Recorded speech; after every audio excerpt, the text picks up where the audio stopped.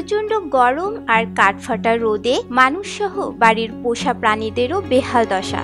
গরমে অতিরিক্ত তাপমাত্রার কারণে অসুস্থ হতে পারে ঘরের পোষা প্রাণী। তাই দিনের বেলায় চেষ্টা করবেন ওদের বাড়ির ভেতরেই রাখতে, বাড়ির বাইরে বের না করতে। গরমের দিনে পোষা প্রাণীরাও ডিহাইড্রেশনে ভোগে, এতে শরীরে পানির ঘাটতির সমস্যা হতে পারে। তাই ওরা ঠিকমতো পানি পান করছে কিনা সেদিকে নজর দেওয়া প্রয়োজন।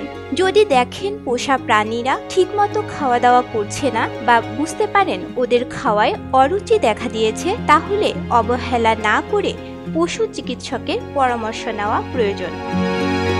করণীয়: তীব্র গরমের কারণে পোষা প্রাণীটির স্বাভাবিকের থেকে বেশি মাত্রায় লালা ঝরতে পারে। অন্য সময়ে লালার যে ঘনত্ব হয়, এ সময়ে তার থেকে বেশি ঘনত্ব হলে ডাক্তারের কাছে নিয়ে যেতে হবে। পোষা কুকুরের নাক গরম হয়ে গেলে বা শুকনো মনে হলে জ্বর আসতে পারে, সেজন্য খুবই সতর্ক হওয়া প্রয়োজন।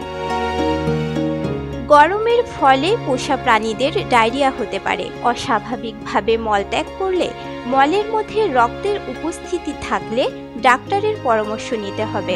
হিট স্ট্রোক হলে প্রাণীদের মূত্রত্যাগের সমস্যা হয়, তাই এ বিষয়টি খেয়ালে রাখুন।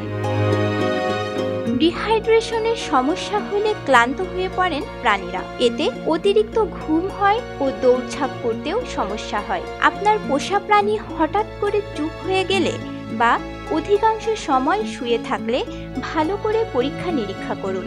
প্রয়োজনে ভেট চিকিৎসকের সাথে যোগাযোগ করুন। গরমের সময় পোষা প্রাণীকে বন্ধ গাড়ির মধ্যে কোনোভাবেই রাখা যাবে না। খুব প্রয়োজনে রাখতে হলে এসি চালিয়ে অথবা সব জানালা খোলা রাখতে হবে। ঘরের যে কোনো এক স্থানে একটি বাটিতে পানি রাখতে হবে। পাখি হলে খাঁচার মধ্যে পানি দিয়ে রাখতে হবে। খাওয়ার জন্য একটি, স্নানের জন্য একটি বাটি দিতে হবে। পাখির খাঁচার সামনে প্রয়োজনে ফ্যান দিয়ে রাখতে হবে। রোদের মধ্যে পোষা প্রাণীকে নিয়ে বাইরে না ঘোরাই ভালো।